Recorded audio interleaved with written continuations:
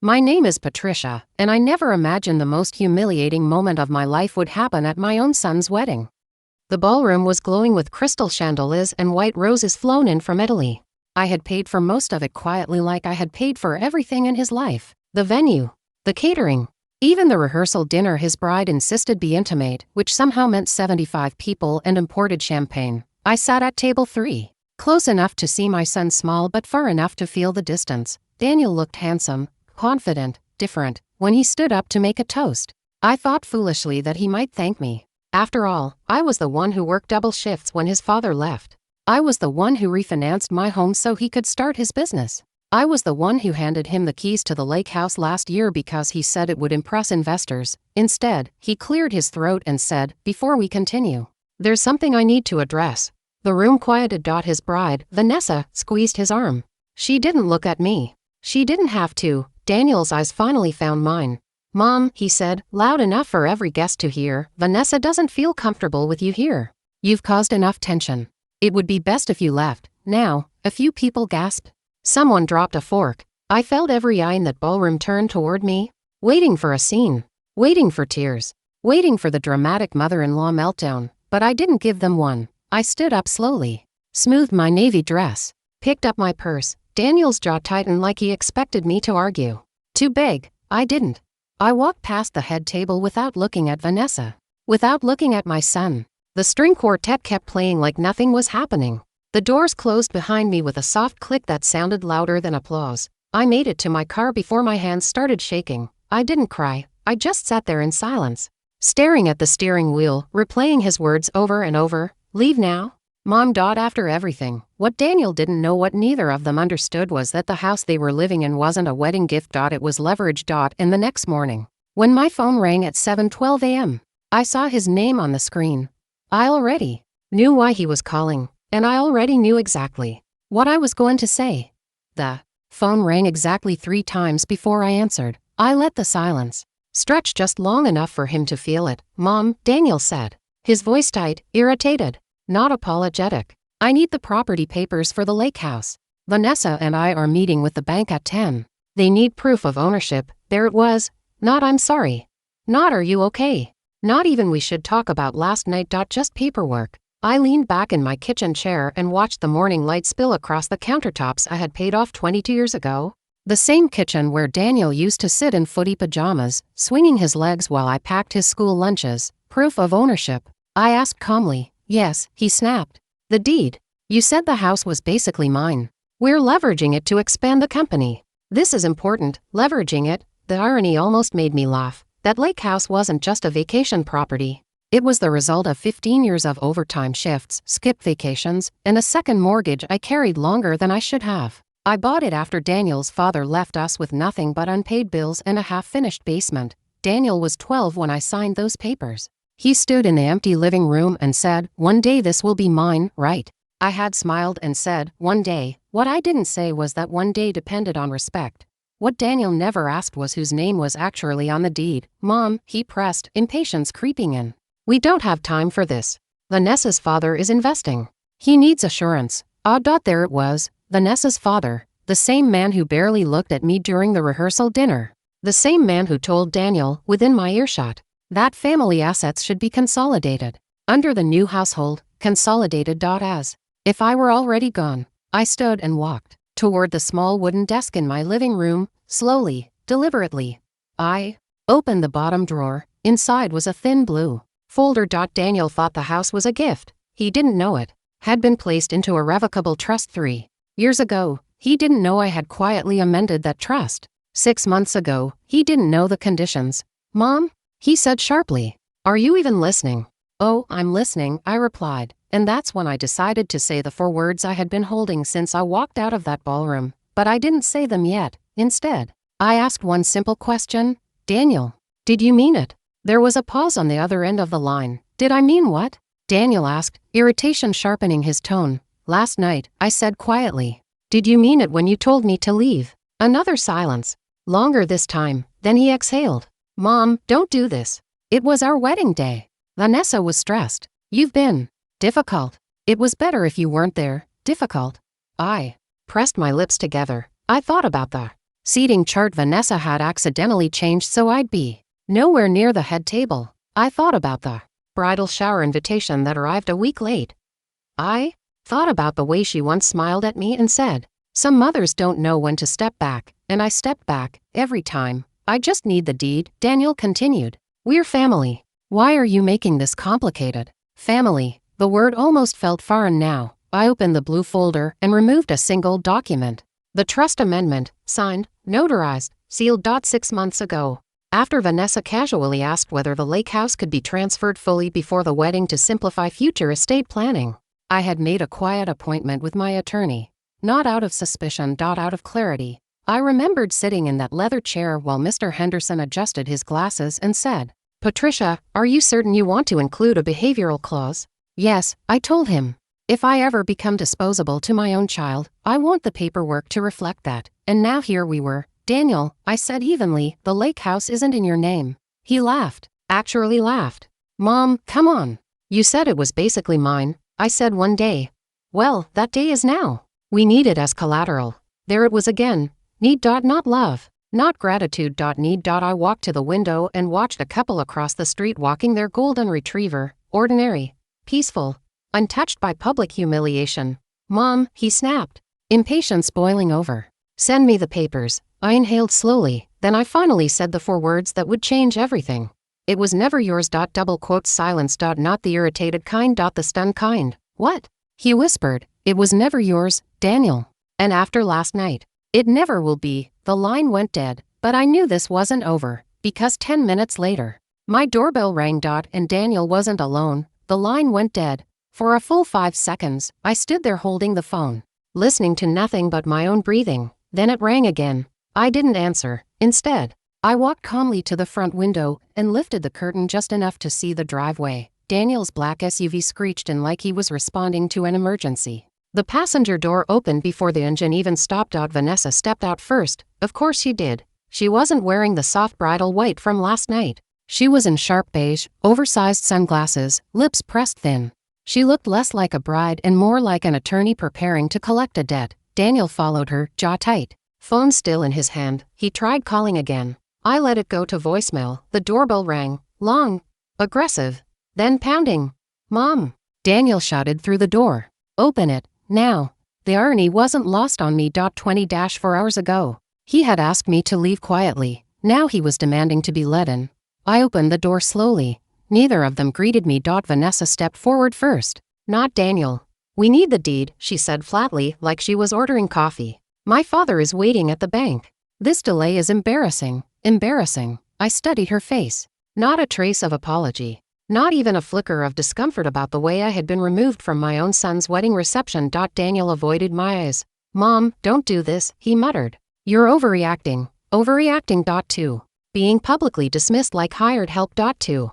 Being told I wasn't comfortable enough to attend the wedding I paid for. To being reduced to paperwork. I folded my hands calmly in front of me. "The lake house," I said evenly, "is held in the Patricia Whitmore Revocable Trust." Vanessa's sunglasses lowered slightly. Daniel blinked. "What does that mean?" "It means," I continued, "that I control it, completely." Vanessa's composure cracked first. "That's ridiculous," she snapped. "You told Daniel it was his inheritance." "Inheritance," I corrected gently, "isn't the same thing as ownership." Daniel finally looked at me. "Just transfer it," he said. "You were going to anyway." "No," I replied softly. "I was going to reward loyalty." Silence fell between us. Vanessa's jaw tightened. "Are you punishing us?" "No," I said. "I'm protecting myself." Daniel's voice hardened. "From what?" And that's when I told him the part he never expected. "There's a condition in the trust." Vanessa went still. Daniel swallowed. "What condition?" I held his gaze for the first time since the wedding. "The house transfers only if my son maintains a respectful and ongoing relationship with me." Vanessa's face went pale. Daniel stared at me like I'd just rewritten gravity. "You're blackmailing me," he whispered. "No," I said calmly. "I'm honoring the contract." And that's when Vanessa made the biggest mistake of her life. She laughed. Vanessa laughed. It wasn't nervous. It wasn't shocked. It was dismissive. "Oh, Daniel," she said, turning to him like I wasn't even standing there. "This is exactly what I warned you about. Emotional manipulation." Daniel looked torn, embarrassed, frustrated, but still trying to stay in control. "Mom," he said carefully, You can't put conditions on love. I didn't, I replied. I put conditions on property. That silenced him. Vanessa crossed her arms. This is insane. You're upset about a wedding misunderstanding and now you're threatening our financial future. Your financial future, I corrected gently, was built on an assumption. Daniel ran a hand through his hair. He used to do that as a boy when he was overwhelmed with homework. I used to sit beside him and help. Now he looked at me like I was the obstacle. You said one day it would be mine, he insisted. And I meant it, I said. One day. When you became a man who understood gratitude, Vanessa stepped closer to him, almost shielding him from me. Daniel doesn't need to prove himself to anyone, she said coldly. Especially not to someone who tried to control our wedding. There it was again. Control. Because paying for something apparently equals manipulation when the money comes from a mother. I tilted my head slightly. Did I choose the flowers? I asked. No answer. Did I choose the guest list? Silence. Did I object when I was moved from the front table to table 3? Daniel's throat tightened. You're twisting this, Vanessa snapped. No, I said evenly. I endured it. Daniel looked uncomfortable now. Not angry, unsettled. You're really willing to do this? He asked quietly. Over pride. This time I didn't hesitate. This isn't pride, I said. It's precedent. Vanessa frowned. What does that even mean? It means, I continued calmly, that if I allow my son to publicly discard me and still hand over the largest asset I own the very next morning, then I teach you both that I am disposable. The word hung in the air. Disposable. Vanessa's single quotes expression hardened again. You're overdramatizing. No, I replied softly. I'm finally recognizing the pattern. Daniel's voice dropped. So what are you saying? I met his eyes. I'm saying the trust has been amended. His face drained. Amended how? I walked back inside and retrieved the blue folder. Vanessa followed me without being invited. Daniel stepped into the doorway like a man walking into a courtroom. I handed him the document. His hands trembled slightly as he read. 6 months ago.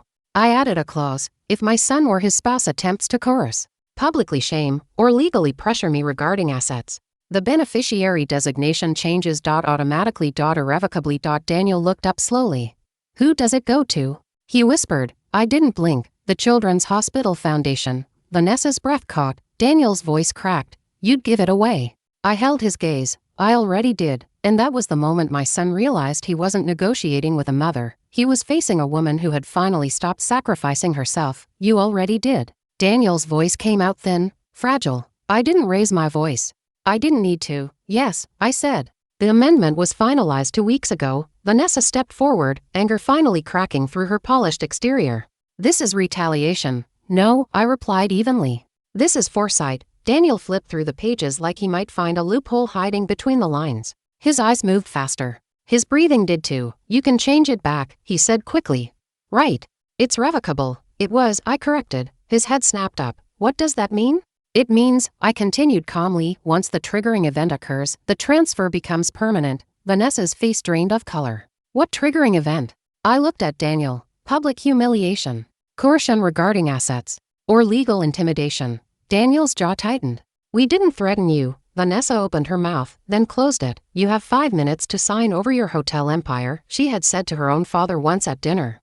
I remembered Daniel laughing about it. A joke, he claimed. Just business talk. But this morning. Send me the papers. We don't have time for this. You're making this complicated. And last night. Leave. Now. Daniel's voice was barely audible. So the wedding? Yes, I said. Vanessa scoffed. You're unbelievable.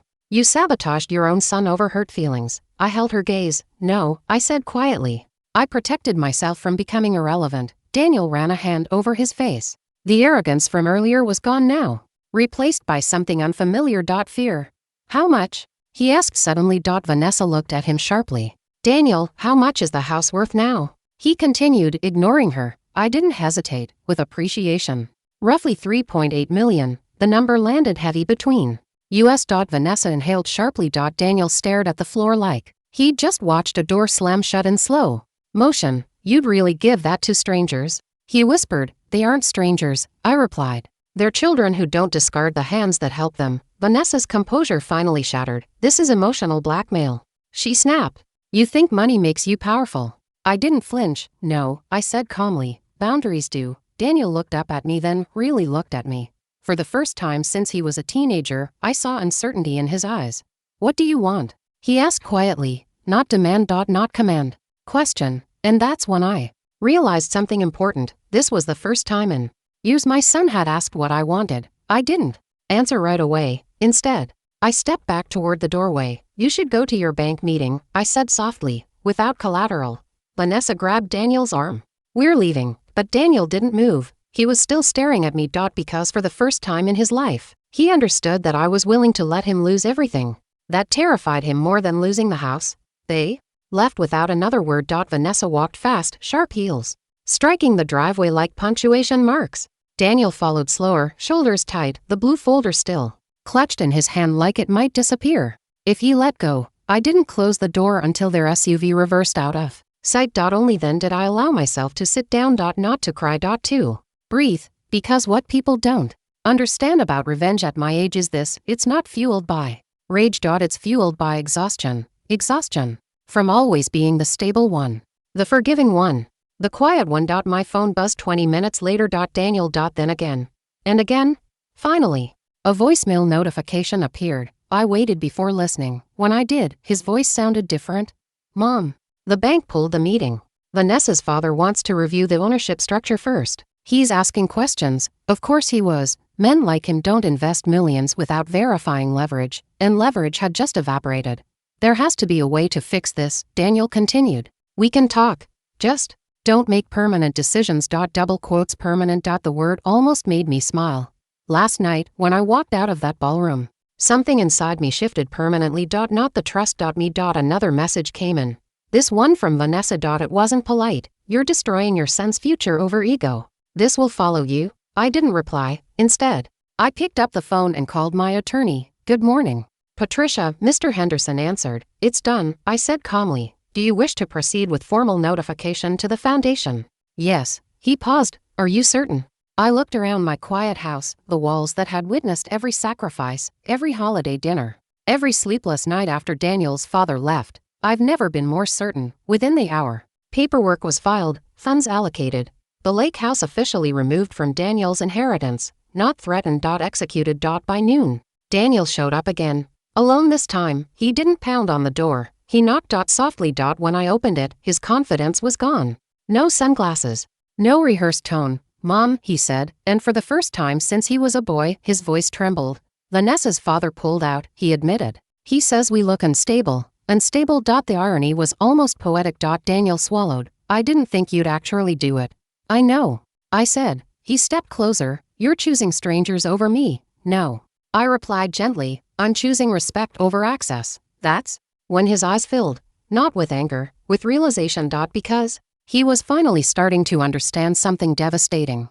I wasn't bluffing, and the foundation had already sent their confirmation letter, which meant the house wasn't the only thing he was about to lose. The confirmation letter arrived by email at 2:14 p.m. I didn't open it right away. Daniel was still standing in my doorway, looking smaller than I'd seen him in years. What else? I asked quietly. He blinked. What do you mean? You said the house isn't the only thing I'm about to lose. His jaw tightened. Vanessa must have called him. Her father thinks this whole situation shows instability, he admitted. He's reconsidering the partnership entirely. There it was. Not just the house, the business. The expansion plan. The image. Daniel had built his future assuming the foundation beneath him would always hold. He never checked who poured it. He stepped inside without being invited this time, not aggressively. Just automatically, like he used to when he was 16 and raided my fridge after school. But this wasn't that house anymore. Mom, he said. Softer now. You're making this bigger than it has to be. No, I replied. You did. He exhaled sharply. It was one moment, I repeated. In front of 200 guests. You embarrassed us for years with your comments, he shot back suddenly. You always had something to say about Vanessa. I held his gaze. I asked if she loved you for you, I said calmly. That's not criticism. That's protection. His eyes flickered. Protection. He looked away first. You could reverse this, he said again. But there was less conviction now. We can fix things, can we? I asked. He hesitated. Because fixing things would require something he had never practiced. Accountability. Double quotes Daniel, I said quietly, when you told me to leave. What did you expect would happen? He didn't answer. Did you think I would come back today with coffee and paperwork? His silence was the loudest answer of all. I walked to the kitchen and opened my laptop. The confirmation Email from the Children's Hospital Foundation was still unread. I clicked it open. The donation had been processed. Irrevocable. Daniel watched the screen over my shoulder. You already transferred it, he whispered. Yes. His breathing shifted, shallow, disbelieving. That was our future. I turned to face him fully. No, I said gently. That was your leverage. And then his phone buzzed. He looked down. Vanessa. He didn't answer. Another message came in. Then another. His face changed as he read. What? I asked. He swallowed. She's upset about the house. No, he said slowly. She's asking if your other assets are structured the same way. I didn't smile. I didn't need to, because Daniel had just realized something far more devastating than losing property. Vanessa wasn't worried about losing me. She was worried about losing access. And for the first time, he saw it too. Daniel stared at his phone like it had just betrayed him. She wants to know about the trust, he said quietly. About everything. I folded my hands on the kitchen counter. Does he? I asked. He looked up slowly. Mom, are there other conditions? I didn't answer right away, because the truth wasn't dramatic. It was disciplined. When your father left, I said calmly, I promised myself I would never again build a life that could be taken from me by someone else's decision. Daniel swallowed.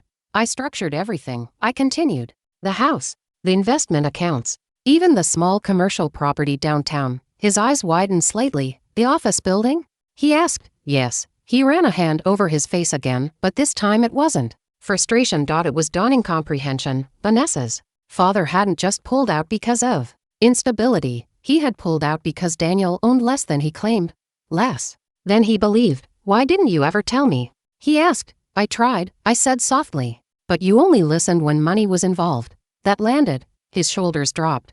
For years, I had quietly funded parts of his business, covered shortfalls, introduced him to contacts. I never asked for equity. I just wanted him steady. But steady men don't humiliate their mothers in public to impress their wives. His phone buzzed again. He silenced it. She thinks you're trying to control us, he said. No, I replied gently. I'm refusing to be controlled. There's a difference. He walked toward the window and stared out at the street. Just like I had that morning. I didn't think you'd actually walk away, he admitted. I didn't think you'd ask me to. Silence filled the room. Not hostile. Heavy. Regret heavy. Is it too late? He finally asked. That question. That fragile, childlike question. I felt something shift in my chest. Not weakness. Not surrender. Clarity. Too late for the house? I asked. He nodded slightly. Yes, I said. His eyes closed briefly. And for us? He whispered. That one hurt. Because this was never about property. It was about dignity. It depends, I said carefully. On what? On whether you're willing to build a relationship that isn't backed by collateral. He turned to face me. Fully now. No pride. No performance. Just a man who realized leverage works both ways. I was wrong, he said quietly. Not defensive. Not qualified. Just wrong. And that was the first real thing he had said since the wedding. But apologies don't erase patterns, and growth doesn't happen in one afternoon. I stepped closer to him. If you want a relationship with me, I said gently, it will have nothing to do with deeds or trusts or investments. He nodded. And Vanessa? He asked. I didn't hesitate. That, I said calmly, is your decision to make. His phone buzzed again. He looked down at it. Then, slowly, he turned it off. And for the first time since he was 12 years old, my son chose something without calculating its financial return. But what he didn't know yet was that Vanessa wasn't finished, and she wasn't the type of woman who walked away quietly.